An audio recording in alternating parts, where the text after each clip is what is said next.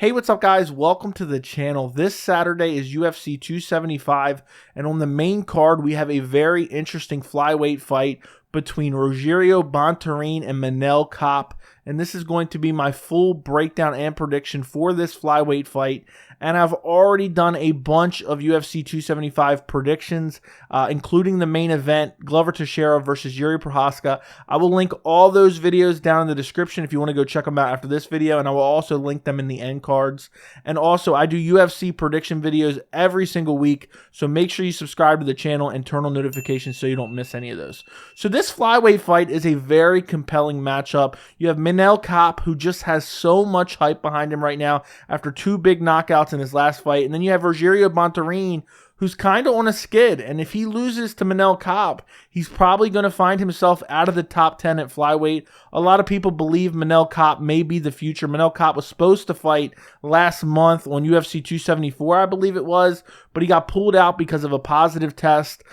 Turns out it was, the picograms thing with Jones, similar thing to that scenario, where it was below such a threshold that Manel Kape was not suspended, and then he was able to be put on this UFC 275 card. So if you look at the tail of the tape for this fight, Rogério Bontorin is ranked number 8. Manel Kape is ranked number 14 in the UFC official rankings. Bontorin is 30. Kape is 28. They are both 5'5". Bontorin has a 67-inch reach, and Kape has a 68-inch reach. So if you look at Manel Kape's record, in his last two fights, he's gotten two huge wins. In his last fight was December of last year against Zhumagulov, and he was able to TKO him in the first round. And this fight was actually very competitive while it lasted. Zhumagulov was pressuring him, landing some good shots, but Manel Kape just landed a nasty shot, rocked him, showed killer instinct, and just swarmed him until eventually melting him against the cage. Referee steps in. Before that, he fought Ode Osbourne. And this was a very competitive fight. It was a majority standing fight. At the end of the first round, he lands a picture-perfect flying knee against Ode Osbourne and just brutally sleeps him. That was a solid win. Before that, he fought Matheus Nicolau. He lost via split decision. This was a very close fight. It could have went either way. And before that, he fought Alexandre Pantoja. This was a close fight. Pantoja got the decision, but it just shows, the level of competition that Kape has faced. Before that, he fought in Rizin for a while. He has a loss to Kyoji Horiguchi. He beat Ian McCall by TKO back in 2017. I don't know how much that means really in 2017, but he's fought some solid competition. And if you look at his pro MMA career, he has 23 fights in his pro MMA career, 11 wins by knockout, 5 by submission, and 1 by decision. So this guy is, when he does win, he wins by finish. If you look at Rogério Bontorin, he is on a terrible skid right now, and it depends how you want to interpret his resume.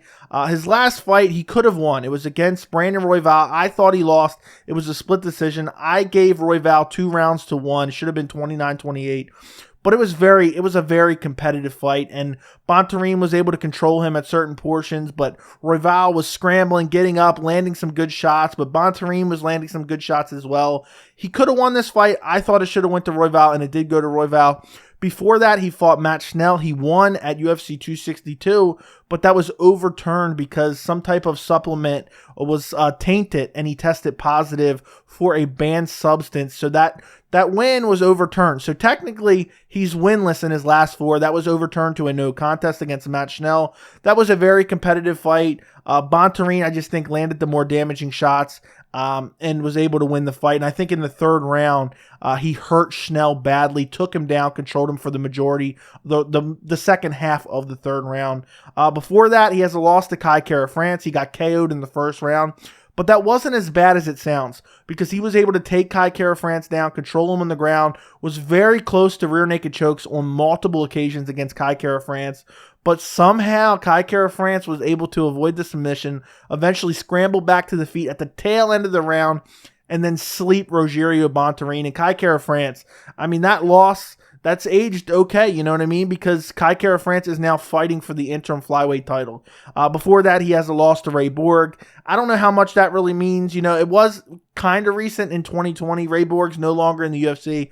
but he had so many issues, including weight cutting issues. Who knows? He maybe would have still been in the UFC if he didn't have so many issues. So when I look at this fight, I see two very similar fighters on the feet in a way, as in they're both, power punchers.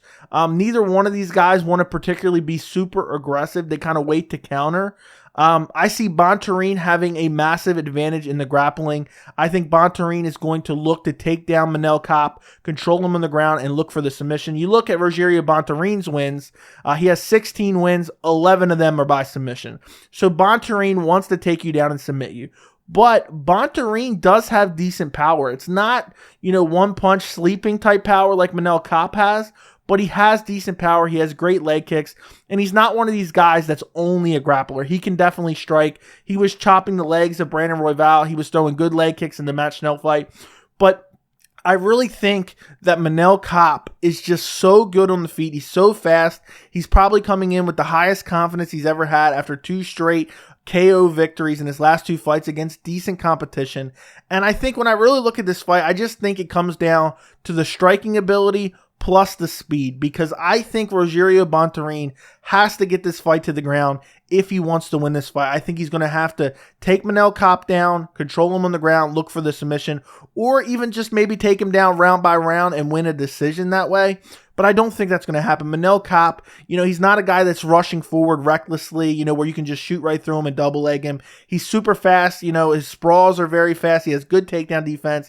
And I think he's the better striker. And he will eat a shot to land a shot. And Bontorin, even though he has decent power, and maybe he rocks Kape in this fight and looks to, in a scramble, maybe controls him on the ground and looks for a submission.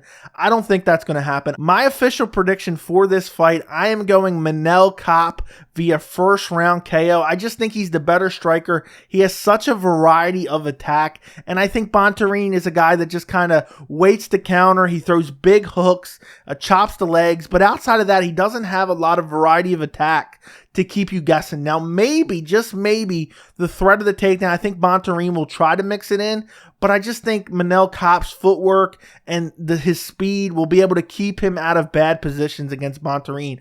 Bontorin's not like an amazing grappler that has amazing takedowns. He's good once he gets you to the ground, but he just doesn't have the best takedowns. In the Matt Schnell fight, he was only able to take him down once he hurt him badly on the feet. And I just don't see, I think, Bontorin's going to land some hard shots in this fight, but I think Kape is going to be able to eat them, fire back, land some of his own. I am going to say first round head kick KO for Kape. I think Bontorin is going to just be outmatched in the striking department. I don't think he's going to get close to the takedowns. I think this is going to be like midway through the first round. I think Bontorin's going to try a couple takedown attempts. I think they're going to be unsuccessful. I think Kape's going to get a feel for him, and then Kape is going to land a nasty head kick off a combination of some sort and KO Bontorin in the first round. Let me know what you guys think in the comments. Don't forget to like the video, and thank you so much for watching.